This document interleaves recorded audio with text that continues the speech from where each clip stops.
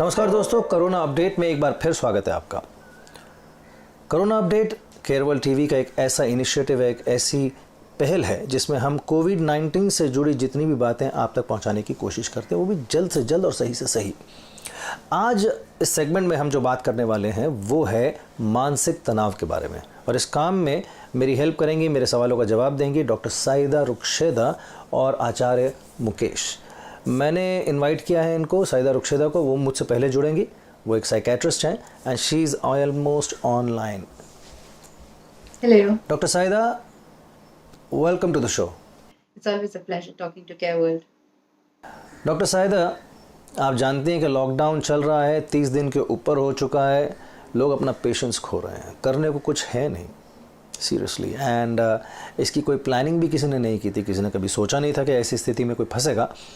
और सच बात तो ये है कि हम इस कंडीशन में हैं और there is no plan, nobody had plan for this. और सुनने में ये आ रहा है, खबर ये मिल रही है, हमारी भी जो रिसर्च टीम है उसके पास बहुत सारे letters, SMSes, mails and stuff that comes, उसमें हमें पता ये चल रहा है कि lot of people are going through a lot of psychological issues and tensions. मानसिक तनाव बहुत है और सभी के साथ है। तो आई नो कि ये अपने आप में एक चैलेंज है, लेकिन क्या इसके लिए कुछ किया जा सकता है? दो चीज़ें हैं, एक तो हमें बीमारी से डर लग रहा है और जो दूसरा है वो लॉकडाउन से हमें तकलीफ हो रही है। तो बीमारी से जो डर लग रहा है, हमें उसका क्या करना है? सबसे पहली बात ये व्हाट्सएप यूनिवर्सिटी और फेसबुक यूनिवर्सिटी से दूर रहना है। ये जो सेंसरी ओवरलोड हो रहा है, इन्फॉर्मेशन ओवरलोड हो रहा है, उसकी वजह से हमारी फ़िक्र और खौफ बढ़ रहा है, कम नहीं हो रहा है। तो अब तक हमें अगर सेफ्टी मेजर्स के बारे में नहीं पता है, बीमारी के सिम्पटम्स के बारे में नहीं पता है, तो हम उस इंसान से या उस न्यूज़ सोर्स से जिस पे हमको भरोसा है, हम उससे अपना इन्फॉर्मेशन ले सकते हैं। दिन में 1 या 2 बार ही अगर कोई न्यूज़ अपडेट सुननी है या डिस्कस करना है, तो उसके बारे में हम कर सकते हैं। 24 घंटे अगर हम यही सुनते रहेंगे, यही बोलते रहेंगे, तो ज़ाहिर-सी बात है हमारा स्ट्रेस बढ़ेगा, कम नहीं होगा। और अगर हमें बीमारी का डर लग रहा है, तो हमें अपने आप को ये याद दिलाना है कि हाँ, काफ़ी लोगों को ये बीमारी होगी, मगर ज़्यादा से ज़्यादा लोग ठीक भी हो जाएँगे। कुछ लोग जो ठीक नहीं होंगे अनफॉर्च्युनेटली, मगर वो बहुत कम मात्रा के लोग ऐसे हैं जो ठीक नहीं हो पाएँगे। ज़्यादा से ज़्यादा हमें तो पता भी नहीं चलेगा आधे से ज़्यादा लोगों को कि किसको बीमारी थी भी या किसको नहीं थी। डरना नहीं है बीमारी से। अगर ये नहीं सोचना है कि अच्छा जब पता चल जाएगा तो क्वारंटीन में चले जाएँगे, वहाँ पे बहुत बुरा हाल होता है, ऐसा नहीं है। हॉस्पिटल है, अगर भले क्वारंटीन है मगर सहूलत होती है, नर्सेज़ हैं, डॉक्टर्स हैं, ख़याल रखेंगे। डिपेंडिंग कि आपकी तकलीफ़ कितनी है और क्वारंटीन में कितना आपको किस किस्म की क्वारंटीन है, किस किस्म का हॉस्पिटल है। मोस्टली आपका फ़ोन भी रहेगा आपके साथ, है ना? तो बहुत जगहों पे, बहुत हॉस्पिटल्स तो घर से भी खाना आ जाता है। तो डरना नहीं है क्वारंटीन से, टेस्ट से नहीं डरना है। बीमारी है, छोटी-सी बीमारी है, आप ख़याल रखेंगे तो ठीक हो जाएँगे। इसलिए भी ज़्यादा ज़रूरी है कि हम स्ट्रेस ना लेके क्योंकि जब हम स्ट्रेस लेते हैं तो हमारी इम्यूनिटी कम हो जाती है। तो इस वजह से हमें और भी स्ट्रेस नहीं लेना है। तो स्ट्रेस कैसे ना लें? अम, स खाना-पीना, सोना, उठना-बैठना सही होना चाहिए। थोड़ी-सी वर्जिश बहुत इम्पोर्टेंट है हमारी चुस्ती-फुर्ती के लिए, हमारे इम्यून सिस्टम के लिए। अम, एहतियात बरतनी है कि हम बस एक ही चीज़ बहुत ज़्यादा ना करें, कि या बहुत टीवी देख रहे हैं, कि बहुत कंप्यूटर पे बैठे हैं। क्योंकि हम इस तरह से हमारी लाइफ़ हो गई है कि हम बाहर नहीं ज़्यादा जा पा रहे हैं, तो हमें चिड़चिड़ापन महसूस हो सकता है, हो रहा है। तो इसका भी सॉल्यूशंस हमें निकाल लेने चाहिए।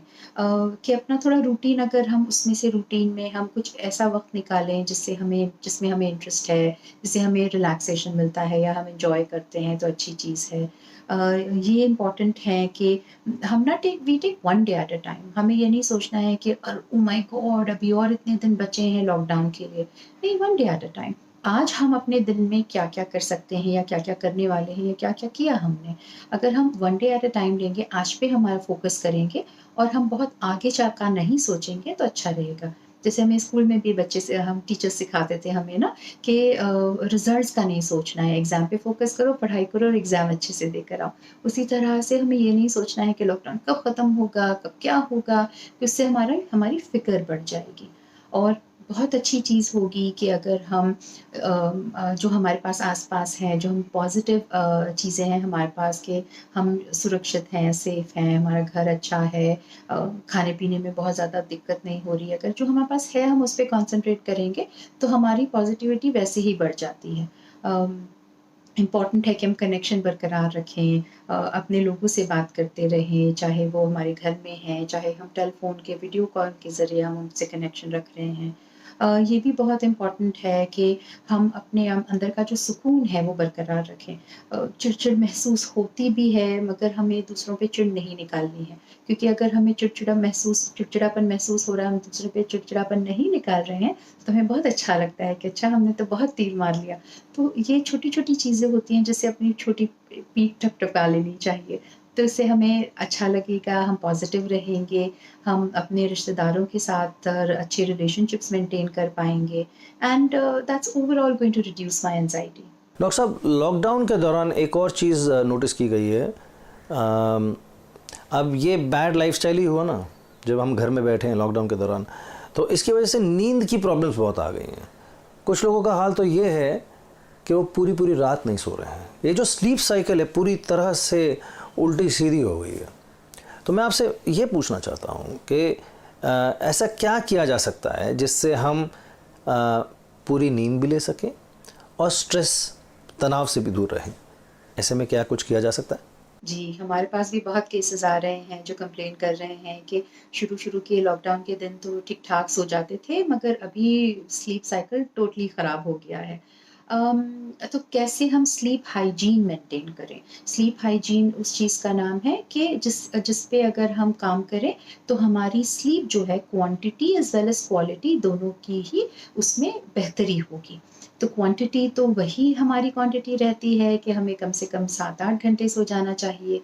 क्वालिटी ये हो जाती है कि हम जब सवेरे उठें तो हमें फ्रेश महसूस हो। अगर आप ओवरऑल हेल्दी हैं और आपके पास वक़्त है सोने का कि आपकी लाइफ़ उतनी आजकल उतनी भगदौड़ में नहीं बची है, तो क्यों हमारी क्वांटिटी या क्वालिटी सफ़र करे, है ना? इसके लिए हम क्या कर सकते हैं? सबसे इम्पोर्टेंट बात है जो हमारे लिए आजकल बहुत मुश्किल है कि सोने से अगर सपोज़ मेरा सोने का भले चलो मैं देर से देर सो रही हूँ और 12 बजे रात में सो रही हूँ, है ना? तो उससे से कम आधा घंटा पहले मैं अपना फ़ोन बंद कर दूँ। स्क्रीन में ना देखूँ, ना टीवी देखूँ, ना वीडियो देखूँ, ना लैपटॉप देखूँ। तो ये हमारे ब्रेन को जो है वो जो ब्लू रेज़ आती हैं उससे जो सुकून नहीं मिलता है वो मिलेगा। तो switch off all your gadgets at least half an hour before you go to bed.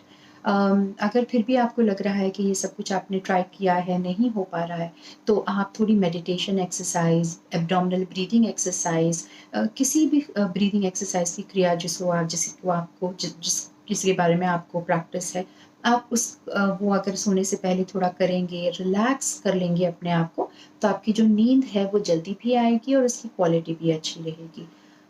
और आप क्या कर सकते हैं अच्छी नींद आने के लिए? कोशिश करके शाम के वक़्त और स्पेशली रात के वक़्त ज़्यादा पानी नहीं पीना है, बहुत ज़्यादा खाना नहीं खाना है। जब हमने डिनर कर लिया है और हमारा बेड टाइम हो रहा है, उसके बीच में कम से कम डेढ़ 2 घंटे का अगर फ़ासला रहेगा तो अच्छा है हमारे लिए। हमारी स्लीप अच्छी हो जाती है उससे। कोशिश करनी है कि सब एक साथ सो जाएँ ताकि रोशनी कम हो, आवाज़ें कम हो, जिससे हमारे लिए अगेन स्लीप डिस्टर्बेंस की जो चांसेस हैं वो थोड़े कम हैं। बहुत ज़रूरी है कि हम बाथरूम, वॉशरूम, टॉयलेट इस्तेमाल करें सोने से पहले ताकि हमारी बॉडी आराम से रहे, हमारी किडनी से ज़्यादा प्रॉब्लम ना हो और हमें बीच में रात में उठ के जाना ना पड़े।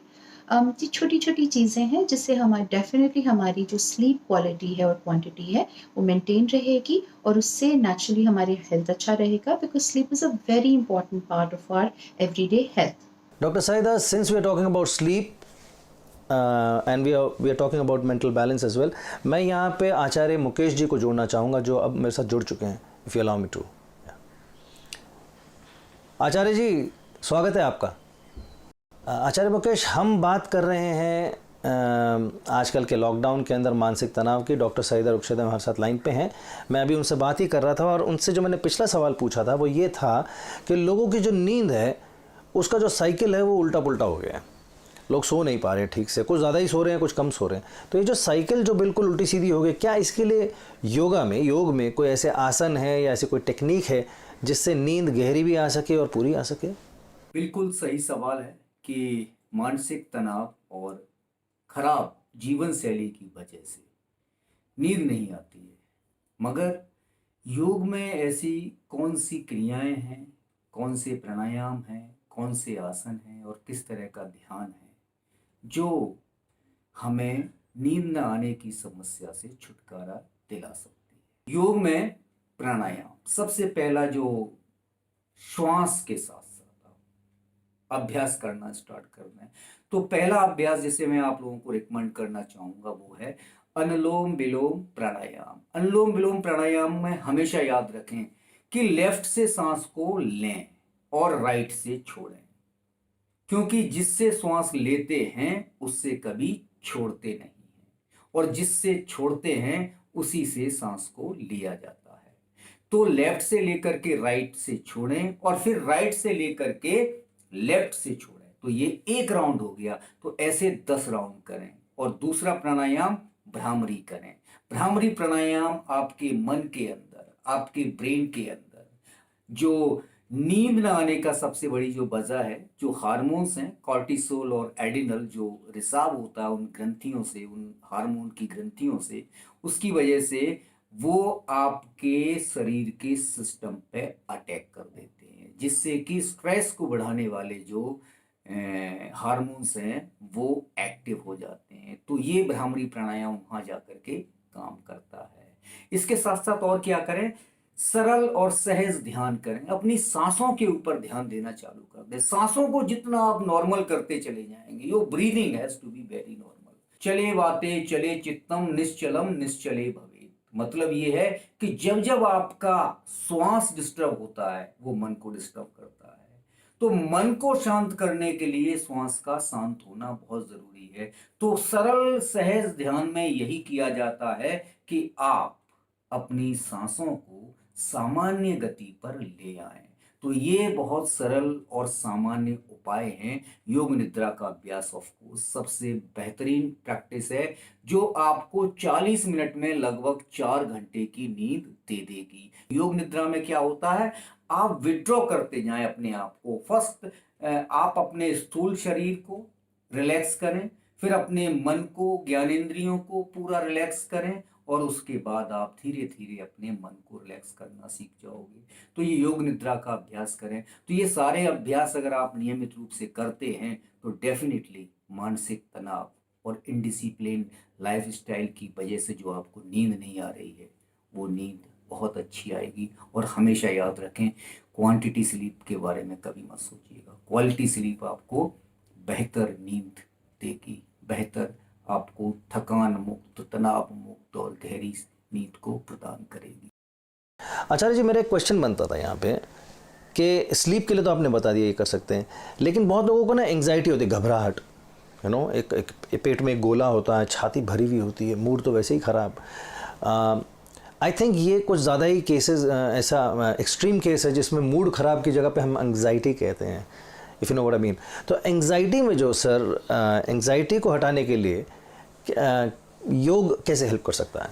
बहुत ही सही सवाल है आपका। घर के अंदर रहकर कुर्सी पे बैठे बैठे एंजाइटी को कैसे दूर करें? कर सकते हैं, लोग कर भी रहे हैं।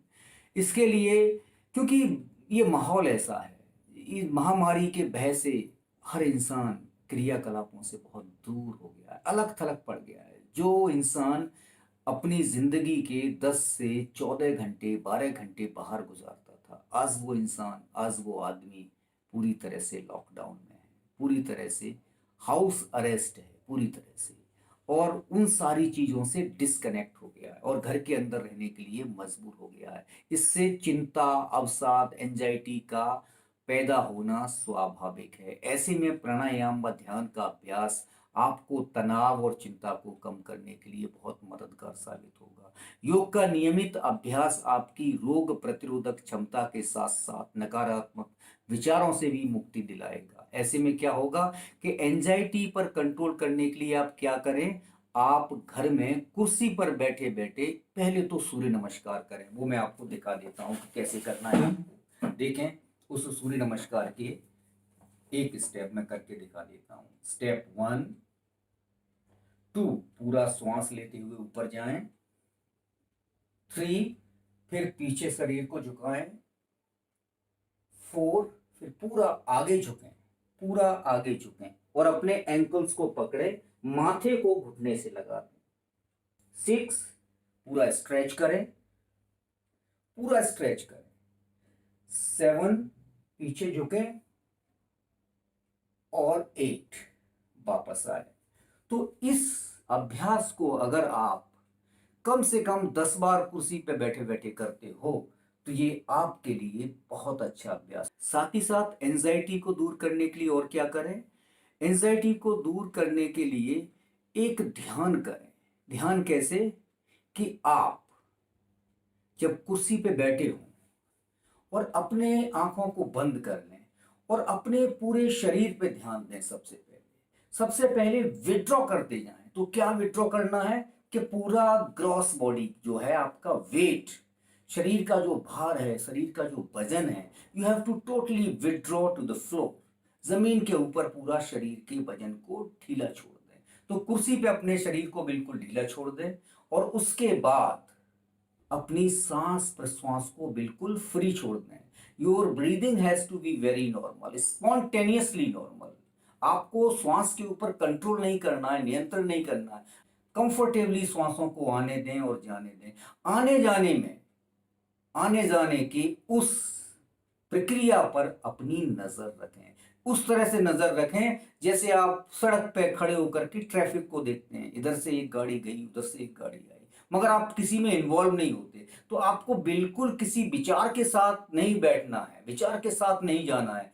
आप सिर्फ एक विटनेस भाव के साथ, एक दृष्टा भाव के साथ, ए सीयर बन करके जब आप अपनी सांसों को देखने लगोगे तो धीरे धीरे करके आपका सांसें भी नॉर्मल होती चली जाएंगी और मन एकाग्र होता चला है। जैसे ही मन एकाग्र होना स्टार्ट हो, you feel start your body in your mind and breathing in your body. तो आप इन तीनों लेवल पे इंटीग्रेट हो जाए, शरीर को अपने मन में महसूस करने लगे और सांसों को शरीर में। ऐसा जब करते रहेंगे, यकीन मानिएगा एंजाइटी आपके बिल्कुल पास नहीं होगी, आप एंजाइटी से बहुत दूर चले जाएंगे। तो ये प्रैक्टिस आप करके देखें, फिर देखें कि ये क्या आपके शरीर पर, मन पर और विचारों पर प्रभाव डालती है। ओके आचार्य जी, मैं आप अब एक सवाल मैं सईदा जी से पूछना चाहूँगा।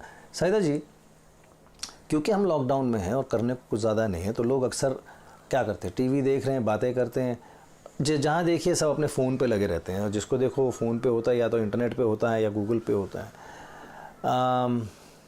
Since we are doing this constantly, हर दिन, रोज़, हर समय, इवन रात में जब सो नहीं रहे तो आदमी फ़ोन पे ही होता है, तो क्या इससे कुछ दूसरी प्रॉब्लम्स आ सकती हैं? क्या इसमें एडिक्शन हो सकता है जो आगे जाके एक मुसीबत हो जाए?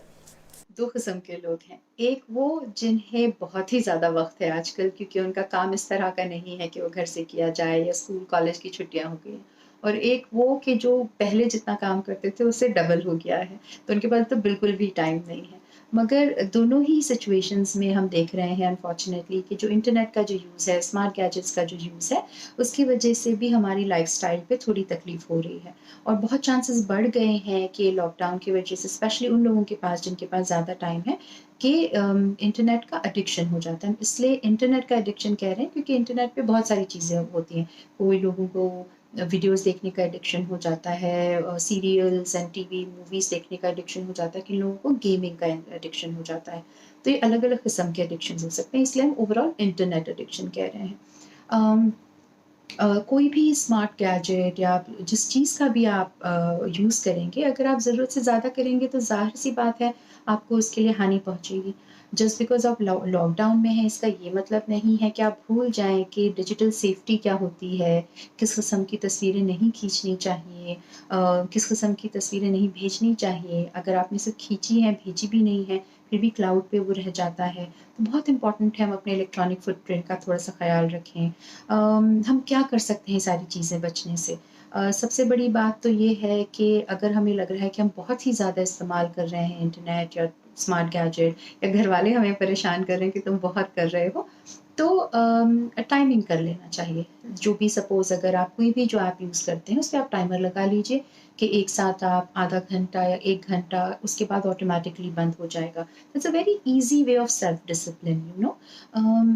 दूसरी हम चीज़ ये हो सकता है कि हम ये देखें कि जो हम स्क्रॉल कर रहे हैं, वो बहुत कॉन्शियसली हम स्क्रॉल करें कि हम क्या कंटेंट देखना चाह रहे हैं। हम इस कंटेंट में क्या हम कंट्रीब्यूट कर सकते हैं या हमारी लाइफ में इसका क्या कंट्रीब्यूशन हो सकता है।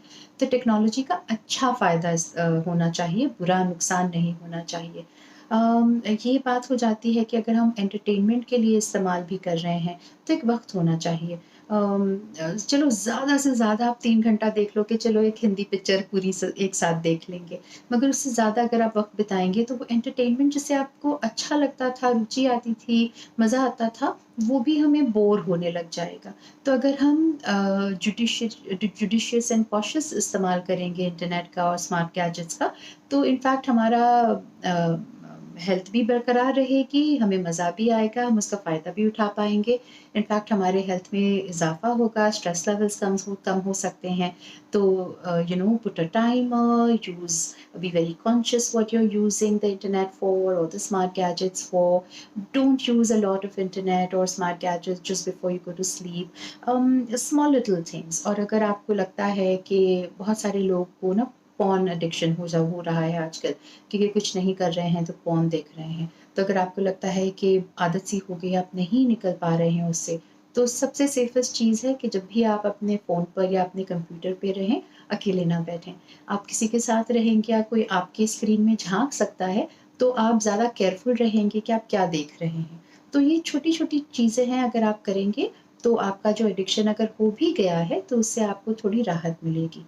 एंड इट्स ऑलवेज़ इम्पोर्टेंट कि अगर आपको लग रहा है कि इसकी वज़ह से तकलीफ़ ज़्यादा बढ़ गई है, तो please ask a doctor what to do and how to go about it. Okay doctor Sahida, अब मैं आ रहा हूँ एक ऐसे क्वेश्चन पे जो सब पे तो खैर लागू नहीं होता, लेकिन बहुत से घरों में ये बात हो रही है। लोग लॉकडाउन में चिड़चिड़े हो गए, मैंने आपसे बोल ही चुका हूँ, मैं आपसे चिड़चिड़े हो गए हैं, गुस्सैल हो गए हैं, अपना आपा बहुत जल्दी खो देते हैं, बहुत जल्दी स्नैप कर जाते हैं। और एक चीज़ जो बड़ी अनवांटेड है वो उभर के आई है, और वो है डोमेस्टिक वायलेंस। ये जो हिंसा घर में हो रही है, इससे बचने के लिए या इसको टैकल कैसे किया जा सकता है? जी, सही कहा आपने। डोमेस्टिक वायलेंस और अब्यूज़ जो है, जो फैमिलीज़ में है या कपल्स में है, वो बहुत बढ़ गया है अनफॉर्च्युनेटली। क्योंकि एक तो ये है कि पहले से ही जिन लोगों के साथ ये तकलीफ़ रहती थी, घर में या कपल्स के बीच में जो वायलेंस रहता था, वो अभी बढ़ गया है। और बहुत सारे ऐसे भी केसेज़ हैं जो पहले उतनी तकलीफ़ नहीं थी, मगर ये लॉकडाउन की वजह से और लॉकडाउन की जो स्ट्रेस की, जो स्पेशली अगर फाइनेंशियल स्ट्रेस हो रहा है किसी को, तो उसकी वजह से वायलेंस बढ़ गया है। ये इम्पोर्टेंट है कि डोमेस्टिक वायलेंस हम सही से समझें कि क्या है ना? सिर्फ़ ये हाथ उठाया, मार-पीट किया, एक थप्पड़ ही तो मार दिया, इसमें क्या बड़ी बात है, ऐसा नहीं है। वर्बल अब्यूज़ होता है, गाली-गलौज करना, चीखना-चिल्लाना, साइकोलॉजिकल अब्यूज़ होता है, कॉन्फिडेंस कम कर देना, बुरी तरह बात करना, झिड़क देना, किसी को नीचा दिखाना। फिज़िकल अब्यूज़ है, जैसे मारना, पीटना, धक्का देना। सेक्सुअल अब्यूज़ होता है कि हम जो नहीं चाहते हैं, फिर भी हमारी मर्ज़ी के खिलाफ हमें सेक्सुअल एक्टिविटीज़ करनी पड़ती हैं। और ये नहीं है कि डोमेस्टिक वायलेंस और अब्यूज़ सिर्फ़ महिलाओं के साथ होता है, आदमियों के साथ भी हो सकता है।